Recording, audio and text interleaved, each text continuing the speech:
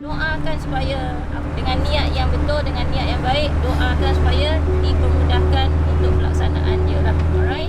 Mudah aja. Complete focus, complete belief in faith, percaya pada Tuhan, percaya pada apa yang dibagi rezeki dan apa yang orang amanahkan, jalankan tanggungjawab, insyaAllah semua insyaAllah akan okey.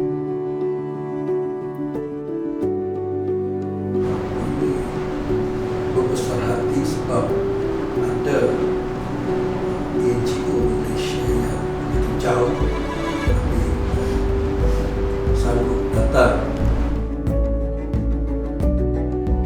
Sekarang kita baru habis berbelanja untuk Joy Day dan ni ada barang-barangnya. We are now at Irving, our headquarters, and behind over here are the food packs in Kunis, and over there you see the boxes.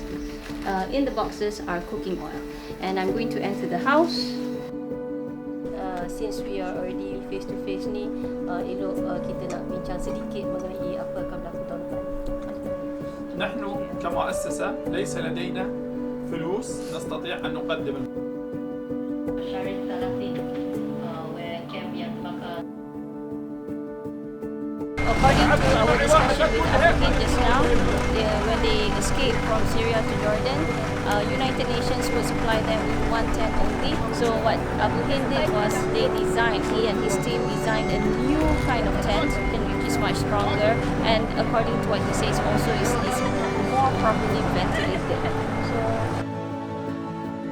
So what's happening right now is this is the tent that we gave yesterday, and according to what they say that this is better than the ones before this. It's better ventilation in terms of the air can come in, and if you were to come inside, what happens is inside here it looks like wallpaper, okay? And if you were to look at the situation here, is besi dia. The steel frame is very strong, so you can see that they just slide it into the the sockets. There's no need for screws, and as you can see, it's quite high compared to the other tents that we've been to. It's like at this waist level, so you have to enter and you have to crawl in. But this is quite high, so this is a proper camp tent.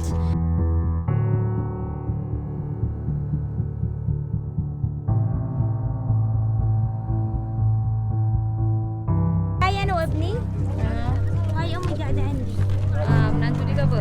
Tak, anak dia. Anak dia. Yang ni baby, which one? Yeah. حمزة So this is the family that's receiving the tent. So these are the rightful owners, documented. They kena ada documentation.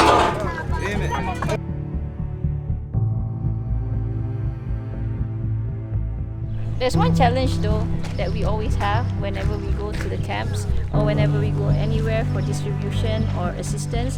It's like there's so many of them and we have to deal with NGOs. When we deal with NGOs, the NGOs are the ones that will choose which families are the ones who best deserve the assistance that anyone is giving. So let's say over here there are 50 families and only 30 families have been chosen because our budget is for 30 families. Then the other 20 will be asking why is it they did not receive any. So what happens is they will choose the recipients based on who needs it most. So whenever we are in one community and some people get it and some people don't, there tend to be fights and arguments on why is it we didn't get it. But yeah, again, people are in need and people are in desperate need, not just in need, desperate need. So this is something that I think most volunteers and most bodies have to face. We have to face a situation of a crisis, internal crisis, where if possible we want to give everyone, but it is not possible to give everyone. Okay, so we are at the camps to distribute food packs, but actually we came to the same camp today that we went to yesterday, where yesterday we delivered the tents. So it's kind of difficult for us to make decisions. Because one thing about the camp refugees is they move. Let's say over here there are 40 families at one camp, and then 3 decide to move. They will move due to the fact that there's no prospect for them there. Meaning over here there's no job, they are going through lots of difficulties, so they move to areas where they can find something where, of course, to feed their family. So what happens is the tents will be mixed. When we say the tents will be mixed, there'll be some people with old tents, there'll be some families with new tents, some really need an exchange of tents. So over here itself, not everyone got it because the distribution of new tents was like one camp ada yang dapat 3, satu camp lain ada dapat 11. Daripada 50 tu 11 je yang layak untuk dapat khemah baru. Jadi bila macam tu, orang yang lain tu of course dia akan datang berkerumun kat kita and start pushing us to give more. Bukan kita tak nak bagi, tapi banyak tu je kita boleh bagi. Kalau kita asyik buat rayuan tanpa kesedaran, memang susahlah orang nak hidup. Jadi kadang-kadang bukan sebab kesedaran, kadang-kadang kita di Malaysia memang tak tahu keadaan. So saya sekarang ni menceritakan keadaan yang sebenarnya. I'm sharing what we see, I'm sharing what we experience. So we are sharing, hopefully you can understand. Thank you very much.